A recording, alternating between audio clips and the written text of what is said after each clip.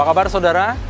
Senang sekali saya Bambang Kalitus kembali menjumpai Anda dalam Sapa Redaksi On Location.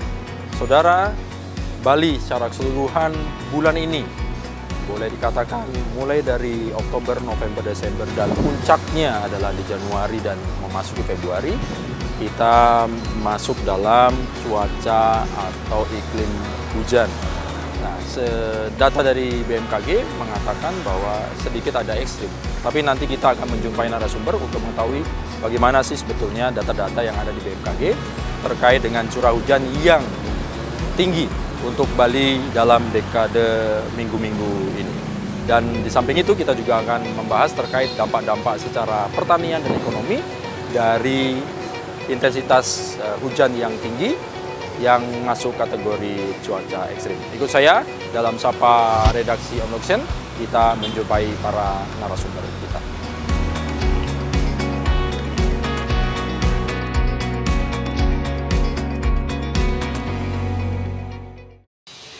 Om Swastiastu.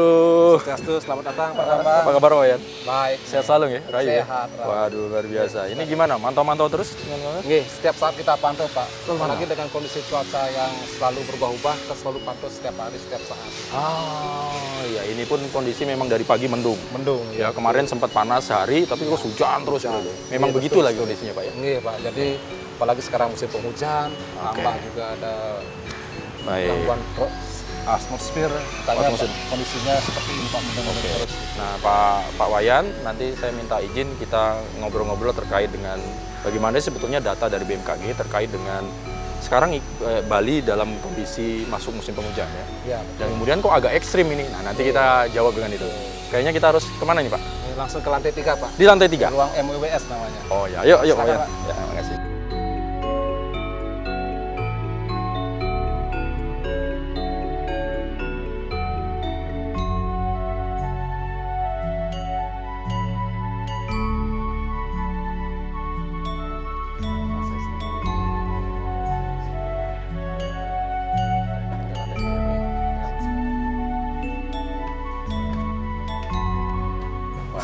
Kita lanjut nih Pak Wayan Mustiana. Nah saudara, saya bersama dengan Pak Wayan Mustiana selaku Kapokja Operasional Meteorologi BMKG 3 Pasar. Itu gitu? BMKG Wilayah 3. Luar biasa. Nih, langsung aja Pak Wayan. Kita mau minta informasinya terkait dengan perkembangan iklim atau cuaca yang mungkin kita tarik mungkin dari Oktober, November atau Desember kemarin sampai dengan sekarang. Secara umum dulu sebelum kita mengerucut ke Bali, sebetulnya Indonesia ini kan kadang-kala kebagi wilayah timur, wilayah barat atau bahkan ada yang di tengah itu. Secara umum bagaimana sih Pak Wayan, apa yang bisa kita sampaikan kepada masyarakat? Baik, secara umum bahwa musim hujan di wilayah Bali, hampir seluruh wilayah di wilayah Bali sudah memasuki musim hujan. Yaitu terakhir dari data BMKG kami bahwa terakhir per tanggal 31 Desember 2024 bahwa semua daerah di Bali sudah memasuki musim hujan yang didahului dari bulan September, Oktober, November dan Desember. Oh jadi mulai September, Oktober itu sudah sebetulnya masuk ke peralihan sana. Ya, sudah masuk musim hujan. Masuk musim hujan. Tapi kalau kita melihat sekarang Pak Wayan, ini kan sepertinya kita yang merasakan secara awam ini guyuran hujan yang sangat drastis dan sangat luar biasa tuh diperkira kemarin kalau nggak salah di awal-awal Desember lah kita mulai merasakan kalau nggak salah ya Pak ya. Tapi sebetulnya apakah demikian atau seperti apa sih kalau dari data BMKG sendiri Pak Wayan? Apa yang bisa sampaikan? Baik, menurut data BMKG yang kami amati bahwa di bulan Desember kemarin tuh memang terjadi curah hujan yang di atas normal. Utamanya terjadi di Tabanan bagian barat atau di Selemadak Barat tuh bahwa curah hujan satu bulan tuh hingga mencapai 1000 mm, yaitu itu tinggi ya Pak ya? Ya, itu tertinggi dalam 30 terakhir di sini. Nah, hampir seluruh wilayah Bali juga mengenai curah hujan di atas normal di bulan Desember kemarin. Jadi kalau hitungan di atas normal, kalau normalnya itu seberapa sebetulnya Pak Wayan? Dari BMKG normal itu antara 85% hingga 115% dari rata-rata 30 tahunnya. Dan jika curah hujan yang kemarin di bulan Desember tahun 2024 mencapai 1000 mm itu berarti dia di atas dari 115% dari normalnya gitu. Makanya dibilang di atas normal. Di atas normal. Jadi memang curahnya memang tinggi lah Ya, bahasa kita. Banyak deras sekali gitu ya. Makanya kita kalau kita lihat kemarin Desember kan sudah banyak pohon tumbang, disertai juga angin kalau nggak salah ya Pak Wayan ya. Ya, angin kencang juga. Angin kencang juga ya. Nah kalau sekarang kalau kita mengerucut ke Bali, nah ini kan nggak berhenti di Desember, Januari juga ini sudah mau di pertengahan, itu juga curahnya masih tinggi dan kita memang setiap hari pasti hujan. Itu bagaimana Pak Mustiana, Pak Wayan? Nah, pada bulan Januari ini dan antara di Oktober sampai dengan Februari ini memang kita pertama memasuki musim penghujan. Yang kedua, curah hujan yang terjadi secara beberapa hari belakangan ini karena adanya siklon tropis Sean yang ada di perairan barat dari Australia. Nah, siklon tropis ini akan menimbulkan dampak langsung maupun tidak langsung di daerah Bali. Dampak tidak langsungnya akan meningkatkan potensi pertumbuhan awan konvektif di daerah Bali, dan dampak tidak langsungnya akan menimbulkan gelombang tinggi di perairan utara Bali dan perairan selatan Bali. Oh, sekarang ini sedang terjadi apa tadi Pak? Peningkatan hujan di Australia tadi? Siklon tropis Sean. Siklon tropis ya. Oh itu memang itu di bulan ini rentangnya karena efek dari kalau nggak salah kan di Australia itu lagi summer ya, musim panas ya. Oh itu berdampak juga ya. Ya. Walaupun dia jauh siklon tropisnya di perairan barat Australia, tetapi kita dapat dipengaruhi oleh dampak dari siklon tropis tersebut. Jadi di daerah Bali itu akan mengalami konvergensi di daerah Bali. Konvergensi. Itu mendepuknya awan di daerah Bali gitu. Oh ini yang menyebabkan kita mendung itu? Ya, mendungnya secara terus-menerus selama 3 hari belakangan ini dan juga akan berlanjut sampai 3 hari ke depan. Gitu. Oh jadi sebetulnya secara normally sebetulnya di bulan Oktober, November, Desember, Januari, Februari itu wilayah Bali memang sebetulnya sudah memasuki musim penghujan itu Pak maksudnya Pak Wayan ya. Tapi ini sekarang ini agak ekstrim bahasanya di atas rata-rata ada tambahan dampak secara langsung maupun tidak langsung dari tropis ocean itu tadi. Siklon tropis Sean itu tadi dari Australia Pak ya. Pantesan sekarang ini kok hujan gitu ya Pak ya. Dan nah ini apa kira-kira apabila itu memang berdampak langsungnya apa sih Pak Wayan? Dampak langsungnya akan meningkatkan gelombang laut tinggi. Jadi di bagian utara ini tinggi gelombangnya mencapai 2 meter atau lebih, dan di bagian selatan perairan dari Bali ini mencapai 3-4 meter.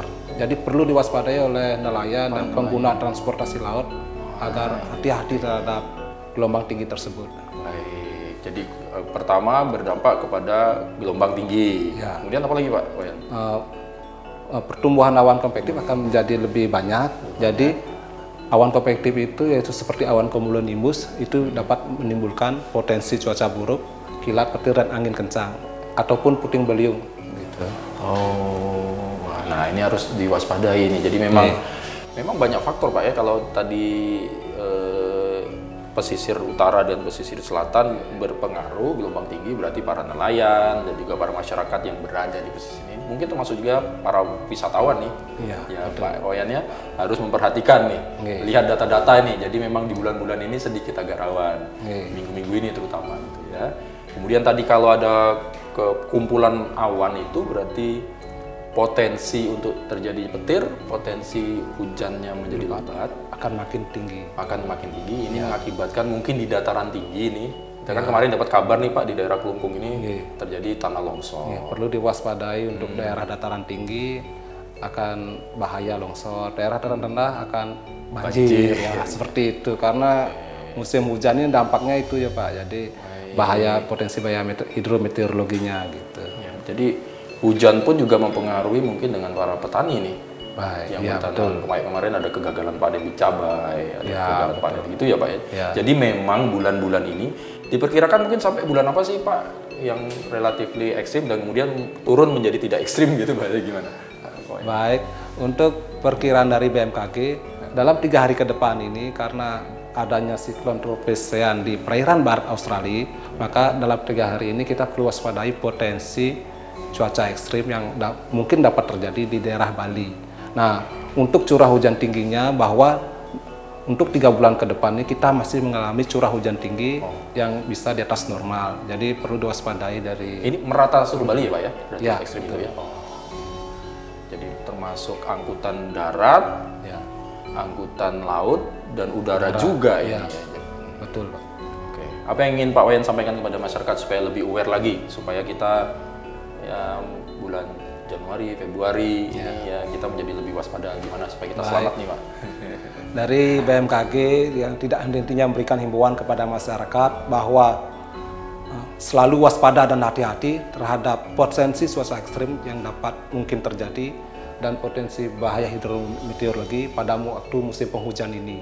Yang kedua yaitu selalu mengupdate informasi dari sumber resmi seperti BMKG, BPPD atau SAR yang dapat memberikan wawasan yang lebih luas tentang potensi bahaya cuaca bahaya ekstrim.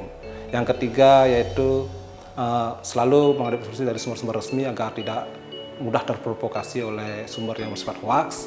Yang keempat, apabila masyarakat membutuhkan informasi, silakan menghubungi ke 0361751122 karena kita berdinas 24 jam setiap hari. Dan jika masyarakat, kita juga punya program terbaru, masyarakat yang memakai HP Android bisa mengakses langsung informasi cuaca tersebut melalui info cuaca.bmkg.go.id.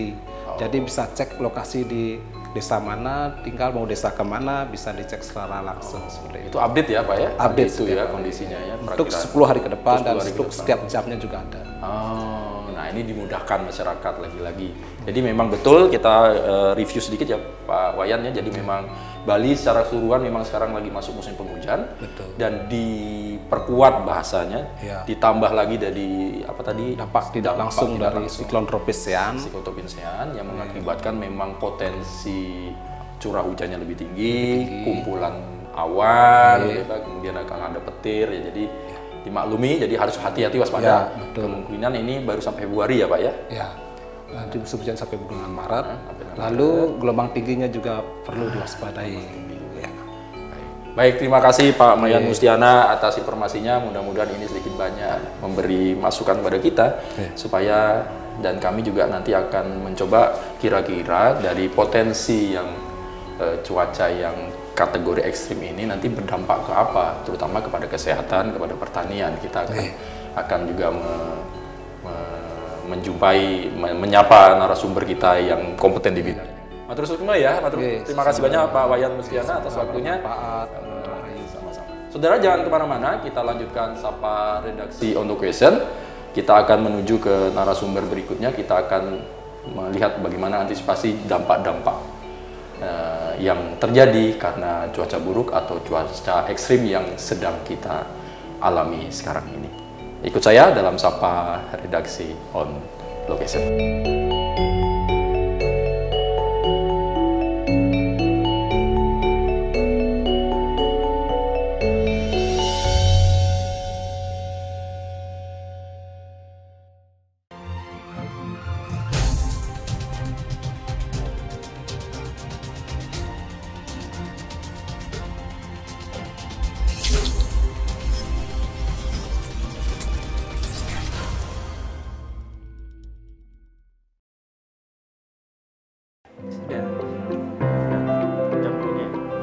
Om Swastiastu. Om Swastiastu. Apa kabar, Prof? Baik, Saya baik. selalu Ya, baik. selamat datang di Wijendra University. Sama-sama, terima kasih. Mohon izin nih, Prof, kita mau minta waktunya ngobrol-ngobrol dari sudut pandang pertanian karena dampak dari cuaca, boleh dikatakan sedikit ekstrim. Iya, Prof ya. Ya. Mohon izin, Prof. Ngobrol. Kita Yuk, mari silakan.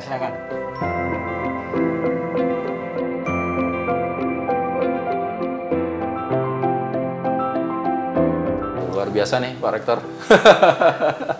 Di tengah-tengah kesibukan, sekali lagi matur suwun semua, terima kasih banyak. Terima kasih. Pak Rektor. Nah, saudara, saya sudah bersama dengan Prof. Gede Sedana selaku rektor dari Universitas Wijendra Denpasar. Beliau ini kalau tidak salah ya pakarnya di bidang agrobisnis lah. Gitu ya, Prof ya? Ya. Prof, kita mau minta pandangan-pandangannya terkait mungkin dari agribisnis, dari pertanian gitu kan. Terkait begini karena memang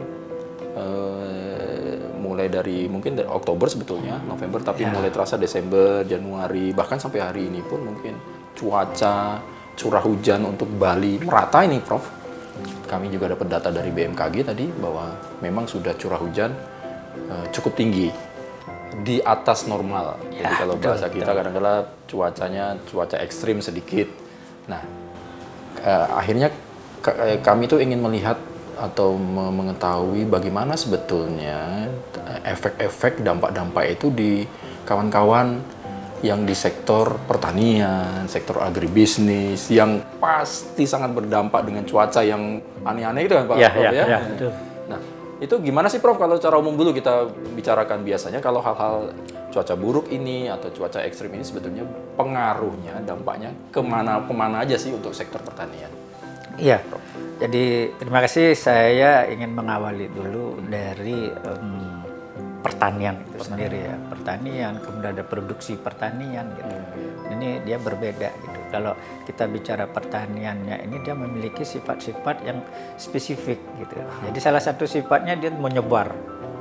Tidak seperti industri di suatu lokasi selesai. Nah, pertanian udah nyebar mulai dari hulu, dari pegunungan sampai di pinggir pantai gitu. Sementara di sisi lain ada sifat dari produksi pertanian. Jadi sifat produksinya ini yang pertama adalah musiman. Musiman. Nah, kita sudah tahu misalnya kita di Indonesia ya punya 2 musim, musim hujan, musim kemarau gitu. Nah, hanya saja karena ada perubahan iklim kita menemukan yang kalau dulu ada El Nino, ada El Nina gitu. Saudara kandung lah ceritanya. Kalau nggak kering sekali, kemudian hujannya sangat tinggi. Nah, saat ini hujan sudah mulai dalam kapasitas yang cukup tinggi, intensitas curah hujannya gitu. Dan ini tentu sangat berdampak pada pertanian kita. Artinya bahwa saya selalu mengatakan pertanian itu tidak semata-mata usaha tani padi di lahan sawah. Tetapi ada pertanian pangan, kemudian ada hortikulturanya, ada perkebunan, ada perikanan, peternakan, termasuk kehutanan lah seperti itu. Karena kalau kita kembali pada pertanian itu kan proses produksi dari tanaman dan hewan gitu. Nah, dampak yang dimunculkan oleh situasi saat ini curah hujan yang sangat berlebih ini ya tentunya yang pertama adalah dari sisi produksi. Produksi pertanian ini dalam arti luas, apakah itu padi misalnya. Kalau sekarang kita selalu mengalami bahwa begitu masuk musim penghujan, petani kita menanam padi. Pada waktu musim hujan justru mengawali menanam ya Pak? Menanam padi. Oke, siklusnya karena itu sudah seperti itu. Karena kalau tidak menanam padi, mereka merasa rugi. Karena itu, ini pertanian dari alamiah. Beda dengan kalau pertanian-pertanian yang sudah di rumah kaca. Mereka sepertinya tidak mengenal musim. Karena mereka sudah bisa mengatur iklim yang secara mikro di dalam. Nah, begitu mereka nanam padi, dan saya sering sekali menyampaikan juga bahwa tanaman padi ini adalah bukan tanaman air. Jadi bukan tanaman air. Jadi tanaman yang membutuhkan air, iya. Nah, sehingga tanaman padi ini dia butuh air cukup. Sedikit saja, becek saja sudah cukup, tetapi sekarang curah hujan yang sangat tinggi, nah ini menjadi satu genangan. Nah, apa bahayanya? Bahayanya adalah akar tidak akan mampu berfungsi secara bagus untuk menyerap hara, yang pertama. Kemudian akar pun juga akan terganggu pernapasannya. Inilah yang nanti akan berdampak pada kesehatan tanaman. Nah, kesehatan tanaman terganggu, maka akan dia sangat rentan terhadap serangan hama atau penyakit. Tumbuh ya Prof ya? Tumbuh dia. Tapi tidak sehat? Tidak sehat. Sama seperti manusia. Tumbuh kita, tapi kalau sudah hara kita tidak bagus, ya stunting. Nah, ini juga sama. Tanaman, ternak, ikan, sama.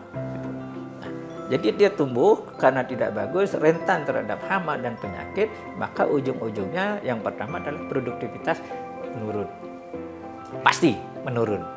Nah, selain produktivitas menurun, kualitas menurun. Ini pasti terjadi. Nah, jadi begitu produktivitas, kualitas menurun, maka produksi secara keseluruhan itu juga akan turun.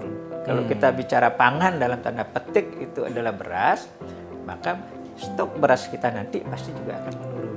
Itu begitu beras. Saya potong dulu Pak Prof. Kalau lumbung padinya kita yang produksi beras ini seberapa banyak di Bali nih? Yang paling ini di mana Pak? Dan sekarang kondisi mereka seperti apa? Kalau dulu kita kan mengenal lumbung beras kita itu di Kabupaten Tabanan. Itu iya, dan dulu pun juga ada satu tanda petik prestise bahwa siapapun yang punya lumbung-lumbung itu adalah orang yang the have, orang kaya lah seperti itu gitu. Nah, tetapi sekarang karena alih fungsi lahan, sawah itu sendiri, kemudian ada gangguan-gangguan terhadap ketersediaan air irigasi, kemudian ada gangguan-gangguan dalam tanda petik mereka alih profesi sehingga pekerjaan pertanian ditinggalkan. Nah, mulailah ini akan bisa menjadi ancaman bagi predikat lumbung beras itu. Lahannya sudah berkurang, kemudian tenaga kerjanya tidak terlalu intensif mengerjakan usaha taninya, maka sebagus apapun teknologi itu tidak akan menghasilkan produktivitas yang bagus. Sehingga inilah yang perlu kita atasi gitu. Nah, kembali misalnya seperti tadi produktivitas menurun, kualitas menurun, maka produksi secara menyeluruh turun dan ujung-ujungnya penghasilan petani pun juga akan menurun. Dari sisi ekonominya itu baru kita padi. Misalnya tanaman perkebunan, kopi. Kopi pun juga pasti akan terganggu karena saat ini sudah mulai persiapan untuk pembungaan. Kalau kopi. Kakao dia sepanjang tahun. Nah, kalau hujan terlalu tinggi maka akan sangat rentan terhadap serangan dari jamur. Jamur. Termasuk hama. Ya. Nah, ini akan kena dia. Sehingga ada teknologi-teknologi yang sederhana khusus untuk tanaman kopi dan kakao ini gitu. Jadi tanaman apapun akan kena. Kemudian anggur. Jadi kalau di Kabupaten Buleleng itu dia banyak sekali anggur, daerah pesisir di Buleleng bagian barat, hujan-hujan seperti ini sudah menjadi ancaman yang berat, gagal panennya. Jadi terlalu tinggi curah hujan akan menyebabkan tanaman itu pun juga mati.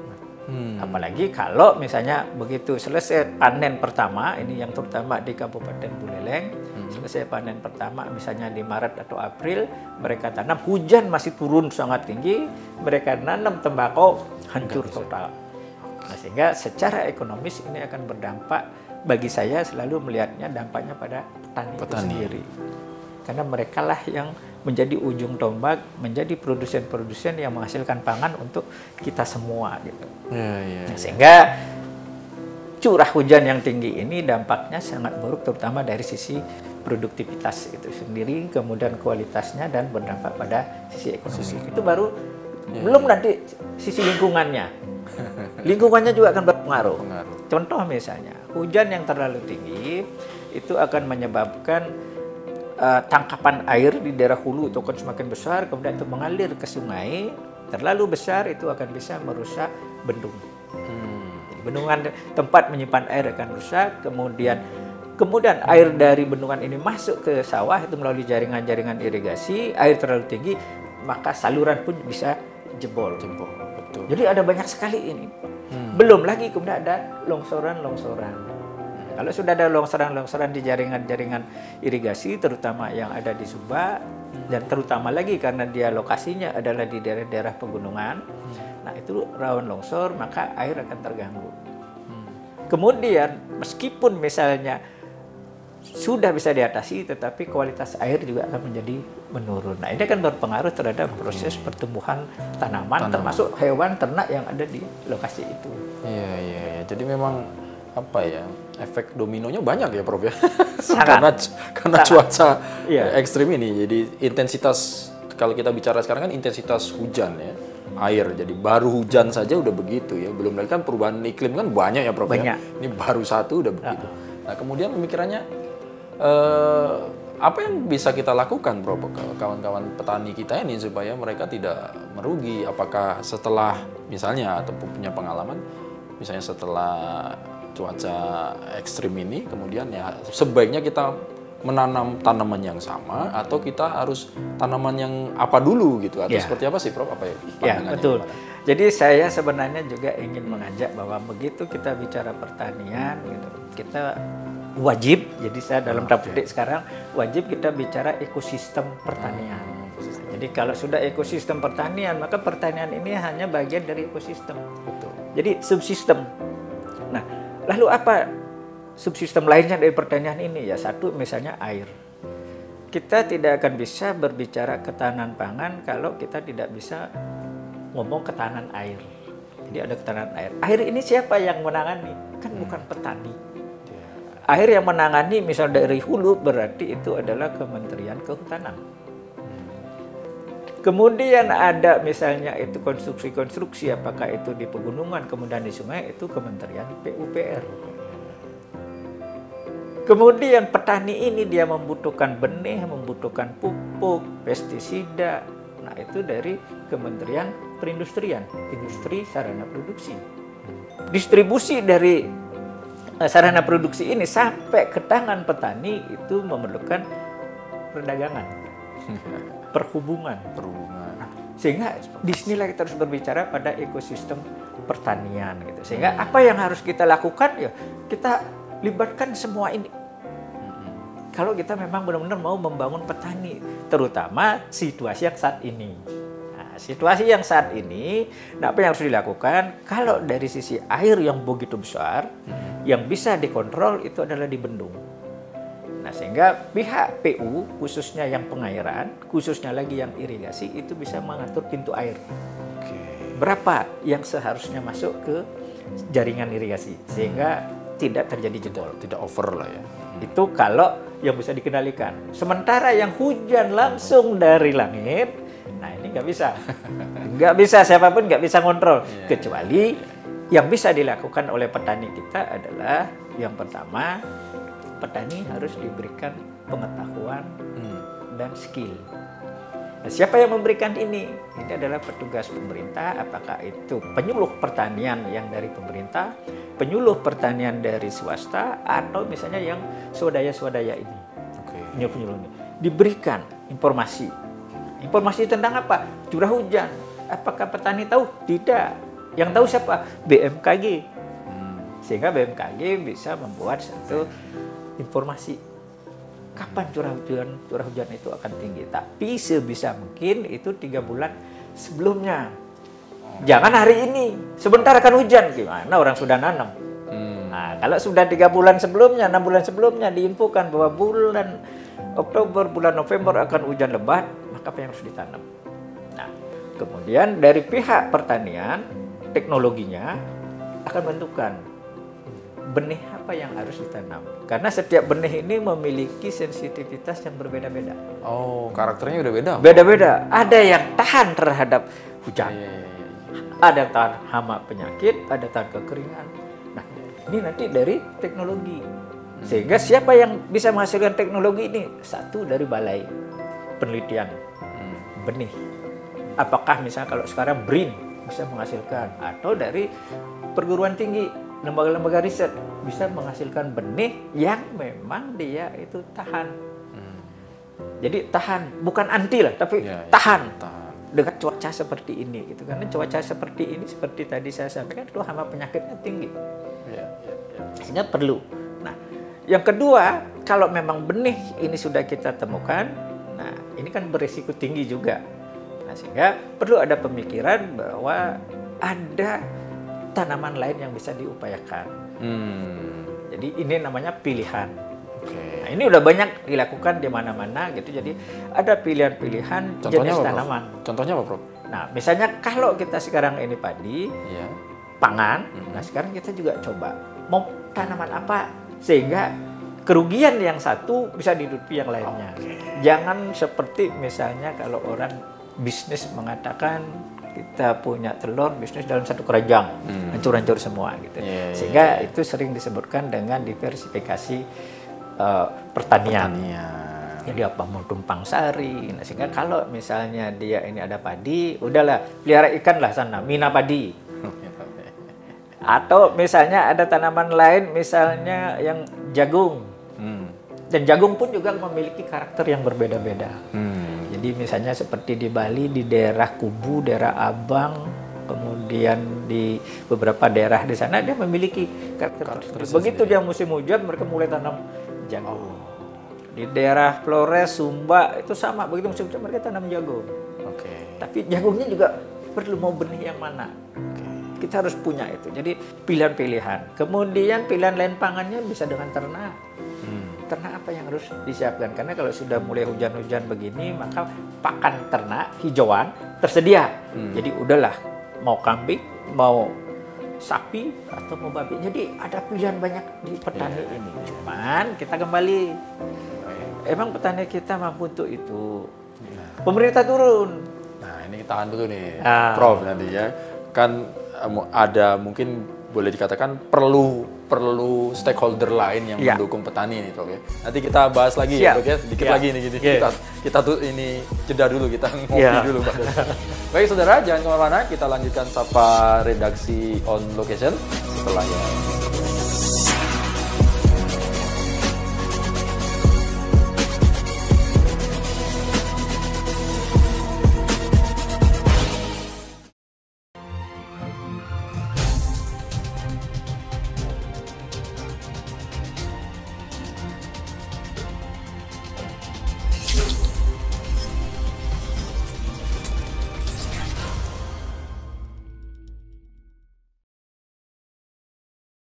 Baik, kita lanjutkan. Lanjut, Prof, ini. Ya. Jadi kan akhirnya apa yang harus dilakukan oleh petani gitu kan? Di satu sisi ada ketidakmampuan juga, kondisi tertentu dari para petani. Gimana, Prof, pandangannya? Kalau saya kan melihatnya sekarang bahwa petani kita ini banyak memiliki keterbatasan. Tetapi mereka harus melakukan sesuatu yang salah satunya adalah bisa melakukan satu adaptasi. Karena saya sangat meyakini petani-petani kita ini cepat beradaptasi gitu. Hanya saja sekarang ini harus didampingi. Jadi petani-petani yang beradaptasi ini harus kita dampingi. Nah, siapa yang mendampingi? Disinilah peran pemerintah. Nah, sekarang sudah mulai dimunculkan ada yang namanya smart farming, smart agriculture. Nah, di sana sudah bermain-main dengan digital. Jadi pada saat curah hujan yang sangat tinggi seperti ini akan terlihat berapa curah hujannya, berapa mililiter, kemudian apa yang harus dilakukan. Pada saat hujan yang begitu tinggi, maka akan terjadi perubahan sifat-sifat tanah. Kimia tanah akan berubah, itu juga akan melalui smart agriculture, akan kelihatan. Jadi apakah N-nya semakin tinggi atau apa semakin tinggi, sehingga pemupukannya bisa diatur. Kembali lagi, ini merupakan satu tantangan yang besar bagi petani kita yang kondisinya saat ini mereka memiliki tingkat pendidikan yang tidak terlalu tinggi, sehingga kita sambil mendorong anak-anak muda untuk menggunakan teknologi itu, sehingga generasi muda akan menjadi lebih tertarik untuk bertani melalui teknologi yaitu smart agriculture. Tetapi sekali lagi bahwa pada saat kita berbicara sekarang dalam konteks yang lebih luas dari sisi ekonominya, situasi seperti ini akan berpengaruh pada produksi, pada penghasilan. Begitu penghasilan petani menurun, maka daya beli petani akan rendah. Rendahnya daya beli ini, maka pertumbuhan ekonomi itu akan menurun. Nah, sehingga kebijakan pemerintah yang sudah ada ini perlu diintensifkan dan perlu ada satu perubahan-perubahan. Mungkin direvisi dalam artian pada kebijakan asuransi pertaniannya. Jadi karena ini pasti bencana. Bencana kemudian merugikan petani. Nah, apa yang harus dilakukan? Lindungi petani, proteksi petani dengan asuransi. Tetapi asuransi yang nanti diberikan itu hitung-hitungannya harus diubah. Jadi saya sampaikan harus diubah karena saat ini kalau petani gagal panen khususnya misalnya padi per hektar hanya dapat klaim 6 juta rupiah. Dasarnya adalah penggunaan atau pengeluaran biaya produksi. Sebenarnya dasarnya yang harus diubah. Ini petani kita sudah asuransi? Sudah ada, tetapi belum menyeluruh. Belum menyeluruh karena klaimnya kecil. Klaimnya didasarkan pada biaya produksi yang seharusnya menurut saya, kajian saya, klaimnya itu adalah berdasarkan pada produksi, hasil yang hilang. Nah, kalau yang hasil hilang itu paling tidak 24 juta. Sementara si asuransi dengan pemerintah menghitungnya biaya produksi yaitu 6 juta, jadi timpang sekali. Itu kebijakan yang pertama. Nah, yang kedua, kembali pemerintah memberikan satu subsidi. Subsidinya kalau dalam situasi seperti ini ya sarana produksi bagus, dan jangan lupa subsidi itu harus dihilir. Harus harga jangan sampai anjlok. Ini yang sering terjadi. Kira-kira nanti bulan Februari, Maret, April akan terjadi panen raya. meskipun pemerintah sudah menetapkan harga misalnya 6.500, tetapi di lapangan itu jarang terjadi. Karena apa? Karena yang membeli bukan pemerintah. Yang membuat aturan pemerintah, yang membeli bukan pemerintah, yang membeli adalah para tengkulak. Tengkulak tidak terikat dengan aturan pemerintah itu. Sehingga kembalilah di sini petani akan tanda petik dirugikan. Yang semestinya dia mendapat keuntungan misalnya 15 juta menjadilah 6 juta misalnya seperti itu. Nah, sehingga disinilah peran pemerintah sebagai apa? Mensubsidi, membeli gabah petani. Bukan berasnya, tapi gabahnya. Karena petani menjual gabah, kemudian dapat uang, pergi ke pasar, beli beras. Nah, jadi gabahnya inilah dijaga harganya, dikendalikan harganya oleh pemerintah. Ini kebijakan. Nah, kalau di daerah misalnya ada perusahaan-perusahaan daerahnya. Karena tujuannya adalah kita bersama-sama harus mampu meningkatkan kesejahteraan petani. Kesejahteraan petani meningkat, saya sangat meyakini maka memiliki efek domino yang luar biasa. Satu, ekonomi di perdesaan akan semakin tinggi, kemudian kesempatan kerja semakin luas. Pada saat petani ini kita berikan kesejahteraan, mereka menggunakan peralatan, mesin-mesin, kalau rusak ada bengkel di desa, kemudian dia akan menghidupi keluarganya, dia akan memiliki insentif untuk meningkatkan daya beli, sehingga industri-industri perdesaan, perkotaan itu akan ikut tertarik. Sehingga pertumbuhan ekonomi di desa itu dia akan mendorong sampai pada pertumbuhan ekonomi nasional. Gitu. Jadi ada ketahanan pangan. Kalau saya mungkin tidak hanya ketahanan pangan. Jadi kalau saya lebih menginginkan ada kedaulatan pangan. Karena kalau ketahanan pangan kita bisa mendatangkan pangan dari luar. Baik. Gitu. Jadi kedaulatan pangan kalau saya.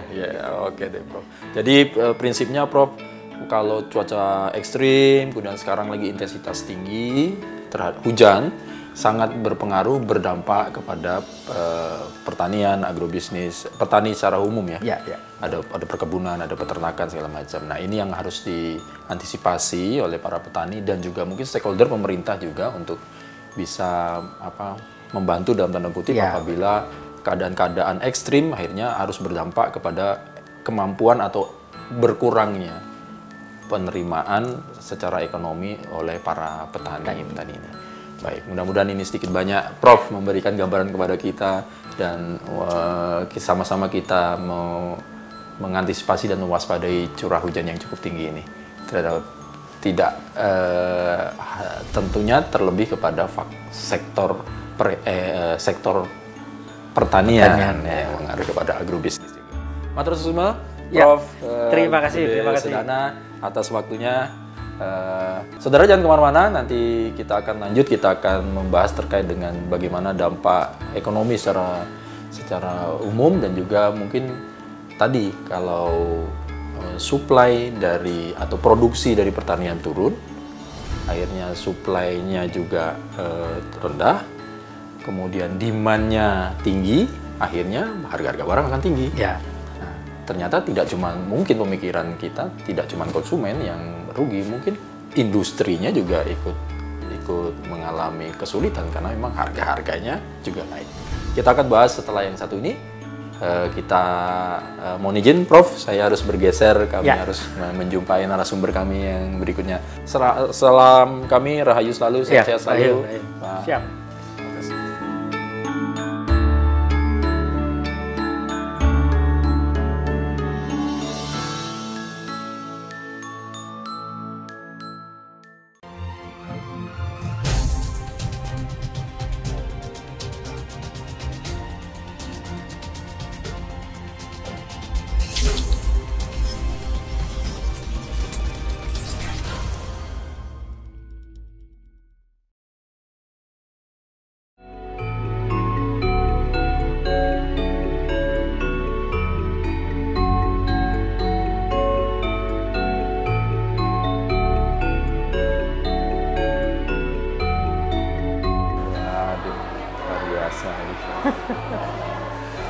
Sehat selalu ya Pak? Sehat. Rahayu ya Pak?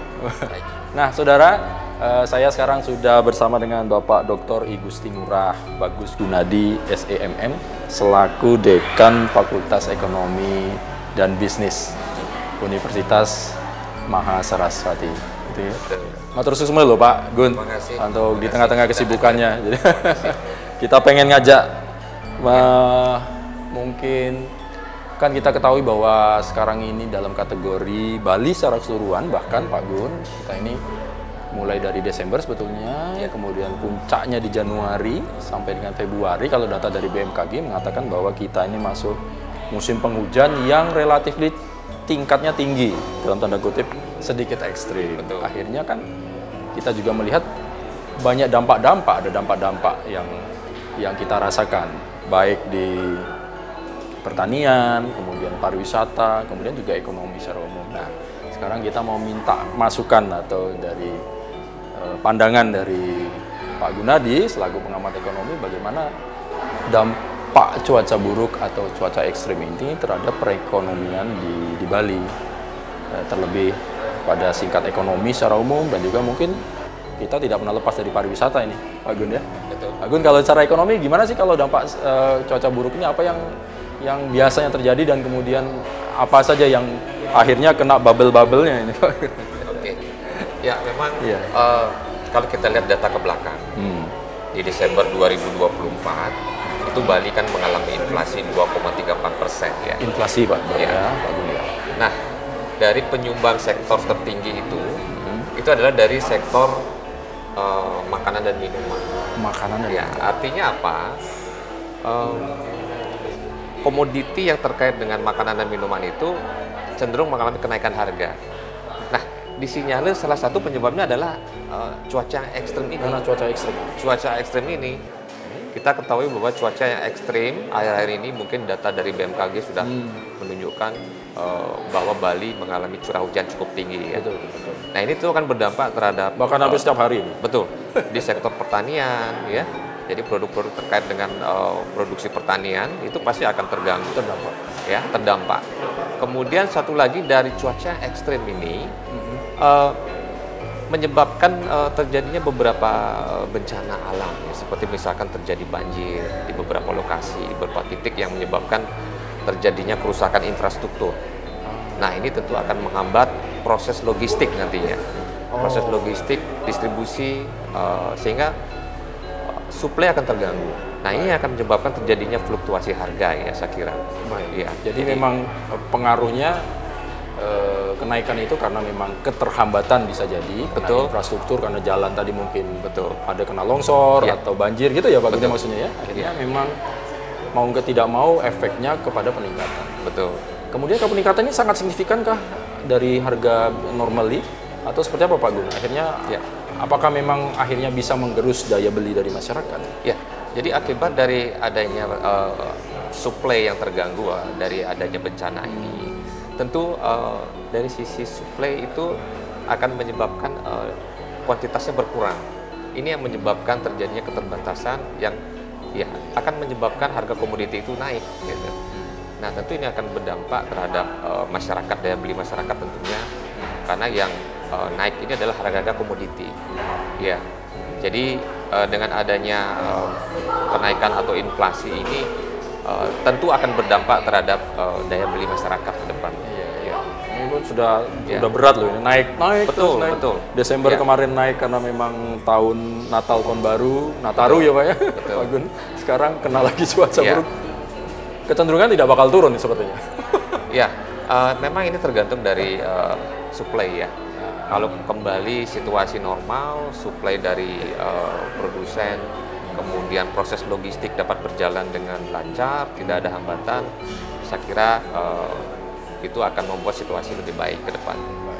Pak Gun, kalau kita Ya. menyoroti sektor pariwisata misalnya, Ya, kan karena Bali memang tidak pernah lepas Ya. dari pariwisata. Nah, kalau dari sektor pariwisata aja, kira-kira secara ekonomi dampak-dampak ini berpengaruh kepada sektor mana aja dan apa saja yang kira-kira yang perlu kita kita cermati gitu ya, Ya. Pak Gun ya. ya memang cuaca ekstrim di Bali ini telah menyebabkan beberapa kerusakan infrastruktur ya. Terutama di beberapa objek wisata yang menyebabkan objek wisata tersebut harus ditutup dari kunjungan wisatawan. Nah, tentu ini juga menjadi pertimbangan wisatawan untuk datang. Dengan melihat cuaca yang ekstrim, tentu mereka bisa saja menunda kedatangan mereka untuk berkunjung ke Bali, dan ini akan tentu berdampak terhadap industri pariwisata itu sendiri. Jadi ada penurunan yang akan disebabkan oleh adanya cuaca ekstrim, jadi banyak turis-turis yang akan menunda liburan mereka, kunjungan mereka ke Bali tentu. Ya. Iya, iya. Jadi memang bisa jadi tingkat huni hotel menurun, Betul. tidak sebanyak yang seharusnya. Ya. Akhirnya kan kalau hotel ini kan bubble-bubble-nya banyak ya, Pak? Betul. Ya, Pak, ya? Ya. Tadi food and bread sudah pasti. Dari efek suppliernya juga akan Suppliernya, terganggu. kemudian transportasi karena tidak ada tamu, Betul. Ya. larinya ke situ ya. Betul. Kemudian apa-apa yang pengen kita sampaikan kepada mungkin kepada masyarakat umum atau kita yang awam ini supaya ya kita kalau sekarang kan himbauannya yuk kencangkan ikat pinggang boleh dikatakan dulu, tapi sebetulnya apa sih yang mungkin kita harus bisa masih bisa sih sebetulnya, cuman ada strategi-strategi apalah mungkin Ya. supaya terutama untuk masyarakat yang rumah tangga ini ya Pak Gun ya, ekonomi supaya bisa jalan. Kemudian ya apa sih kalau masukannya? Ya memang kalau dari prediksi pertumbuhan ekonomi kita tahun depan itu mungkin tidak akan jauh berbeda dari tahun 2024 ya. Jadi pada masyarakat tentu ini harus menjadi perhatian karena kondisi geopolitik yang belum stabil itu juga akan mempengaruhi ya, termasuk juga ya tadi itu supply logistik, supply chain dari semua aspek belum berjalan begitu baik. Nah tentu ini akan menyebabkan terganggunya perekonomian secara keseluruhan ya. Jadi kita harus lebih aware dengan kondisi ke depan ini. Ya kita berharap pemerintah bisa mengambil langkah-langkah untuk tetap menjaga perekonomian kita, pertumbuhannya sesuai dengan yang direncanakan ya. Kurang lebih seperti itu ya. Kalau kekuatan Bali sendiri apa sih Pak Gun Ya. yang akhirnya supaya kita menjadi ketahanan ekonomi kita lah ya? Ya. Itu produk-produk apa atau hal apa yang bisa kita pikirkan bahwa ini sebetulnya kita akan mampu menghadapi inflasi itu misalnya ataupun kenaikan harga yang sangat luar biasa kalau kita mungkin ya, ada kemampuan dari sumber daya alam kita sendiri gitu ya Pak Gun. Gimana Ya sih kalau kita lihat Bali potensinya kan di pariwisata ya. Jadi pemerintah harus mulai lebih fokus lagi bagaimana menjaga Bali ini tetap menjadi destinasi yang menarik. Nah, kita mendengar isu-isu terkait industri pariwisata kita, tentu itu harus menjadi perhatian serius mengenai isu kemacetan, isu sampah dan lain sebagainya. Itu harus segera mendapat perhatian serius dari pemerintah untuk itu sangat berdampak Pak Gun. Betul ya. Baik. Jadi isu-isu itu menjadi isu yang sensitif ya kalau kita bicara di industri pariwisata. Jadi kedepannya itu harus menjadi perhatian ya saya kira. Oke, baik. Waduh, luar biasa. Jadi memang para kita yang ada di Bali pun harus bersama, boleh dikatakan ya pemerintah juga ini menjadi pemerintah kan yang punya otonomi untuk regulasi untuk naik turun inflasi ini ya Pak Gun ya. Jadi memang pemerintah yang memang harus berupaya untuk itu. Baik, jadi faktor ekonomi paling banyak memang disebabkan oleh supply yang terhambat. Karena memang secara umum demand itu pasti membutuhkan kan masyarakat ya. Tapi faktor yang kenaikan harga itu karena banyak terhambatnya display. Kemudian tadi kita lihat di faktor pariwisata banyak hal-hal isu-isu yang harus kita perhatikan ya, kita cermati bersama. Nah ini kan diperkirakan bisa sampai Januari, bahkan mungkin akan landai di bulan Maret nih Pak Gun. Dan itu menjadi kalau kita lihat dari iklim sendiri kan setiap tahun pasti akan demikian. Nah tapi siklus ini siklus ya. Cuman ini nanti kan sudah memasuki bulan puasa juga nih kalau tidak salah. Di Februari akhir masuk ke Maret kan ini. Nah, ini berarti ada prediksi terkait dengan perekonomian atau harga-harga nih Pak Gun kalau dari sudut pandang ekonomi gitu, apakah dia akan ada kecenderungan naik atau turun atau seperti apa nih Pak Gun? Apa yang saya kira itu siklus tahunan ya. Siklus tahunan, ketika apa namanya, di hari-hari besar keagamaan kita mengalami sedikit kenaikan harga, inflasi karena apa namanya, terkait itu tadi. Jadi agregat demand yang semakin meningkat seiring dengan apa namanya, kebutuhan masyarakat yang semakin tinggi. Jadi saya kira itu sesuatu yang wajar, biasa terjadi. Yang penting pemerintah harus juga memperhatikan ya, ikut campur tangan di situ, jangan sampai inflasinya terlalu tinggi sehingga memberatkan masyarakat. Kalau Bali berpengaruh dengan besok ada mau puasa, Lebaran, kalau pengalaman kemarin Pak, atau Ya, kan kita udah mau nyepi juga nanti. betul. Bagaimana Pak Gun? Ya, saya kira di Bali terkait dengan hari raya. Kalau hari-hari raya besar keagamaan di Bali itu biasa terjadi kenaikan sedikit, terutama di sektor-sektor yang terkait dengan jasa, terkait dengan apa namanya, konsumsi dan lain sebagainya. Jadi di situ peran pemerintah juga ya untuk apa namanya, memperhatikan, artinya kapan pemerintah harus mulai menerapkan apa namanya subsidi, bantuan pada masyarakat sehingga tidak sampai inflasi ini memberatkan, gitu ya, kurang lebih seperti itu. Jadi memang Ya. kuncinya untuk menstabilkan inflasi ini ya, Betul. Pak Gun ya. Betul. Ini sangat mempengaruhi karena secara langsung dampaknya pada kenaikan harga. Kalau sudah kenaikan harga, jadi daya kemampuan masyarakat bisa jadi menurun.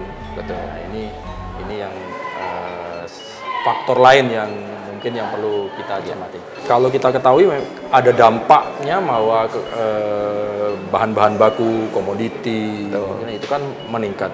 Dari hulu naik, biasanya ke hilir juga dampaknya kemana-mana. Nah ini kan, misalnya terkait dengan industri nih Pak, ada yang mungkin buka kafe, buka warung, atau mungkin di hotel sendiri juga punya kafe-kafe. Ya. Itu bagaimana sebetulnya dampak yang sangat signifikan, kenaikan itu sebetulnya gimana sih? Justru menguntungkan atau malah merugikan mereka kalau bahasa? Ya, seperti yang saya sampaikan tadi. Jadi efek cuaca ini tentu akan sangat mempengaruhi apa namanya, proses produksi. Proses produksi terutama di sektor pertanian. Mungkin banyak apa namanya, produk-produk pertanian mengalami gagal panen dan lain sebagainya, sehingga dampaknya ke suplai. Nah, ketika suplainya sudah mulai berkurang, ini akan berdampak terhadap apa namanya, kenaikan harganya. Harganya jadi mahal. Harganya jadi naik Lebih tinggi. Kemudian ini akan berdampak ke semua sektor food and beverage yang ada di industri pariwisata. Jadi mereka tidak bisa menghindari kenaikan harga. Nah, tentu Ini memberatkan kalau iya, dari sisi dari daya saing, kenaikan harga ini tentu akan memberatkan. Nah, itu efek yang bisa saja terjadi ya, karena efek dari bencana yang ekstrim atau cuaca yang ekstrim, cuaca buruk ini. Jadi itu harus apa namanya, di industri pariwisata juga harus menjadi perhatian dari para pelaku di sektor F&B itu sendiri. Iya. Jadi tidak cuma masyarakat konsumennya, tetapi juga pelaku industrinya sendiri, mereka yang berjualan dan tanda kutip ini juga sebetulnya mikir juga, ya. Ya. Ya gitu ya Pak Guni maksudnya. Betul. Jadi memang dampaknya tuh kemana-mana, jadi hulu dan hilir kena semua. Ya, jadi efeknya multiplier. Multiplier, banyak ya. sekali. Dari hulu ke hilir, kemudian ini juga akan berdampak ke daya beli juga di masyarakat. Ya. Tapi jadi berpengaruh juga kalau secara umum, secara global perputaran Pak. Betul. Putaran keuangan, putaran ekonomi sangat berpengaruh kalau cuaca kayak gitu. Ya, ketika terjadi inflasi tentu ini akan berdampak terhadap kemampuan daya beli ya. Jadi inflasi yang tinggi akan memberatkan masyarakat membutuhkan lebih banyak pendapatan sehingga mereka bisa memenuhi kebutuhannya. Nah, ini yang inflasi yang semakin tinggi akan memberatkan bagi masyarakat pastinya ya. Ya. Baik, waduh ya, kita mudah-mudahan kita harus menjadi bijak ini Pak Gun, Ya. bagi masyarakat untuk mengkonsumsi, mengeluarkan ini. Masyarakat harus lebih bijak lagi dalam spending ya. Spending ya. Ya. Jadi Mengelola keuangan ini. Betul, mengelola keuangan, kemudian juga harus mulai lebih